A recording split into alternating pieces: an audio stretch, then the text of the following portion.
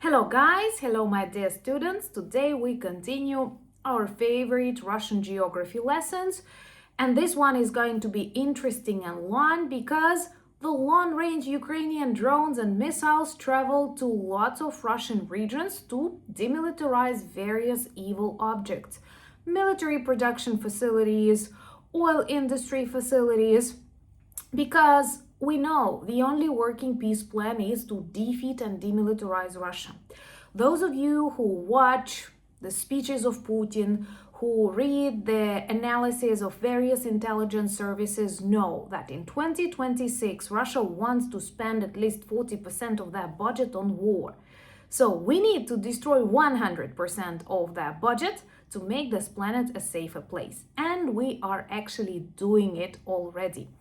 Because a lot of evil sites were destroyed in Togliatti, Belgorod, Voronezh, Samara, Astrakhan, Kursk, Krasnodar, Oryol, Rostov.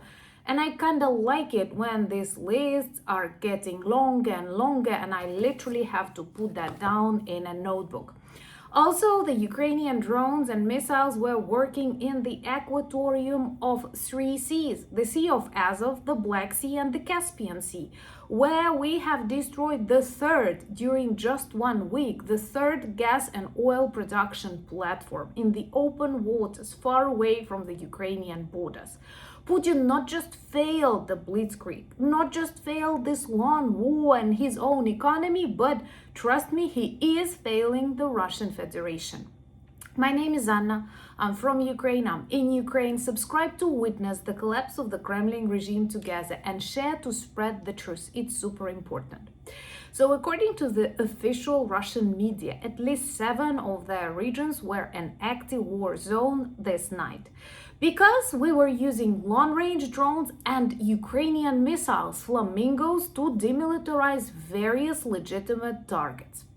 It was very loud in Oryol and Rostov. They have a lot of military production sites and also electric stations that supply the energy needed for this location. So all of that was turned off, and now people who live in Oryol and Rostov share the same experience as we do after Russian attacks, with one very, very big difference.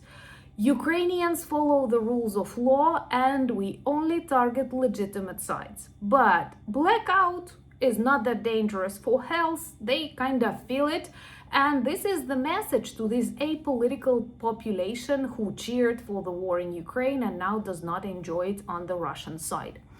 Once again, the local authorities, if you can name them that way, reported about various destructions of military facilities in Belgorod, Voronezh, Samara, Astrakhan, that's quite far away, Krasnodar, Kursk, and so on. For example, in Togliatti, that is Samara region, Ukrainian drones destroyed a huge chemical plant, one of world's, not just Russia's, but it is in top 10 world's ammonium production factories, and the explosions were huge. And people, once again, excited Russians, record these videos. This is the proof that, first of all, we're able to target literally almost everywhere inside Russia, and second, Russians know that we follow the rules of war, because Ukrainians have a totally different experience, and we always need to hide, because Russians literally spend billions of dollars a night to destroy our hospitals and kindergartens. But we target what stops and harms their war machine. For example, oil industry. You know, they've lost the production capacity. The export is done. Shadow fleet tankers keep exploding. It seems to me 4th or 5th was neutralized, and there are more maps sharing the routes of the shadow fleet tankers that avoid the aquatorium of the Black Sea and the Sea of Azov, and Caspian Sea is becoming more and more dangerous for the Russian oil producers.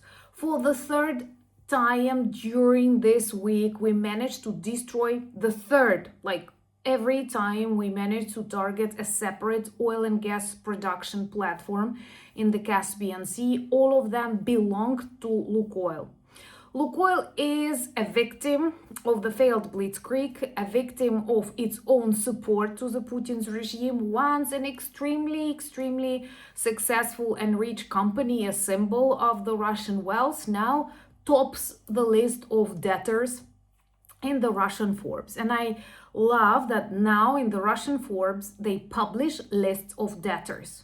Not like billionaires or something like that, but literally list of companies that have the greatest debts, and Lukoil, Rosneft, Gazprom, Russian railroads are of course on the top. So the drones of Azbul, very long-range drones of Azbul, managed to reach the Caspian Sea and neutralize one more platform. Honestly, the third one during the week, which proves with all the efforts, Russia cannot protect its airspace. Just yesterday, we erased more of their radars, radio location systems in Crimea. They keep bringing them closer to the front lines, to the peninsula, and we keep destroying that. So that's a strategy, and Russians literally do not have a solution out of this situation. Same as Putin with this war.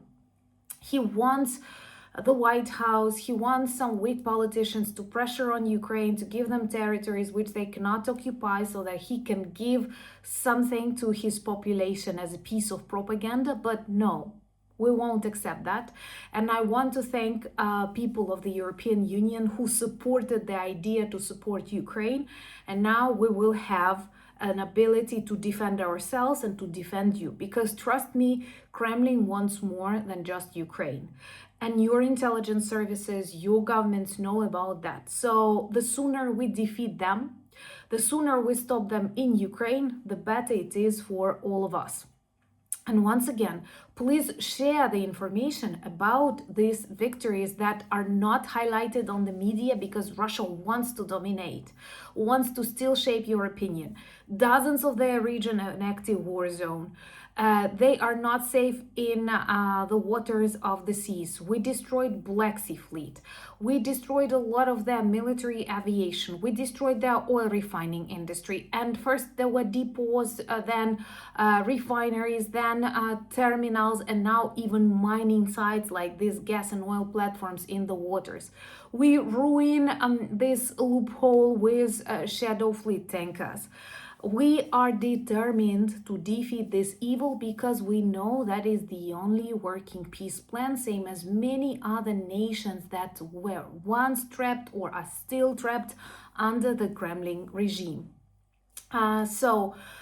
Follow me to witness this defeat of the Russian Federation that has already started, and Putin personally triggered it in 2022, or maybe even in 2014, or maybe even in 2008 when he attacked Georgia, undermining international law and overestimating his own abilities and the power of the Russian army, which weakness was exposed.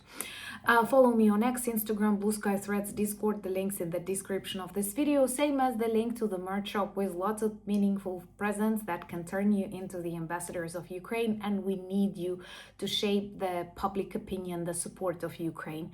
Thank you for buying me coffees, becoming my patrons and sponsors of the channels. But most importantly, thank you for standing with Ukraine. Slava Ukraini!